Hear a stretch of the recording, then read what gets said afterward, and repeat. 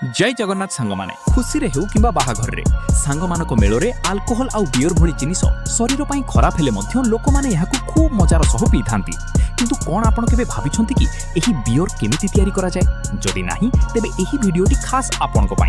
तेबे बियर तयारी करिबा पई मुख्यतः चारिटी जिनिसर आवश्यक हुए: पानी, बार्ली, हॉप्स एवं ईस्ट। एही चारिटी उपादान मिसी बियर तयारी हुए। प्रथमे बार्ली को पानी रे भिजा जाय, किछि दिन परे सेथिरु छोट छोट अंकुर बाहरिबा आरंभ करे। तापर एहाकु गरम बातासरे भलो भाबरे सुखै दिया जाय। एही प्रक्रिया को माल्टिंग कहा जाय। एहा द्वारा बार्ली रे थिबा स्टार्च परे चीनी रे परिणत हेबाकु प्रस्तुत होई जाय। एहा परे सुखिथिबा बार्ली को बड़ बड़ मेसिन रे हालुका भाबरे गुंड करा जाय। परे सेही गुंड को गरम पानी सह मिसा जाय। गरम पानी रो प्रभाव रे बार्ली रे थिबा स्टार्च धीरे धीरे चीनी रे परिणत हुए। एथिरु एको मीठा तरल पदार्थ मिले जाहाकु वॉट कहा जाय। तापरे एही वॉट को बड़ स्टील टैंक रे फुटा जाय। फुटिबा समय रे सेथिरे हॉप्स मिसा जाय।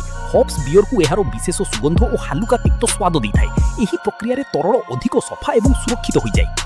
फुटा जायथिबा तरल को परे शीघ्र ठंडा करा जाय। एबे ठंडा होइथिबा तरल रे ईस्ट मिसा जाय। ईस्ट हेउची एक सूक्ष्म जीव जहा तरल रे थिबा चीनी को भांगी अल्कोहल एवं कार्बन डाइऑक्साइड रे परिणत करे। एही प्रक्रिया को फर्मेंटेशन कहा जाय। यह साधारणतः किछि दिनरु किछि सप्ताह पर्यंत चलिथा।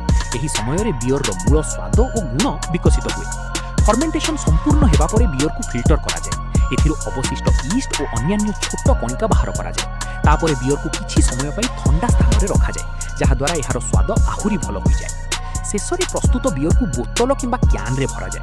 प्रत्येक बोतल को भलो भाबरे सील करा जाय एवं गुणवत्ता जांच करी बाजार को पठा जाय। तेबे एहा थिला बियर रो प्रस्तुति प्रक्रिया। आजिर एही भिडियोटी जदि आपनकु भलो लागिथिबो लाइक करंतु, शेयर करंतु एवं आम चैनल को सब्सक्राइब करबा को भूलिबे नाही। धन्यवाद। पुणी देखा हेबो आउ एको नुवा भिडियो।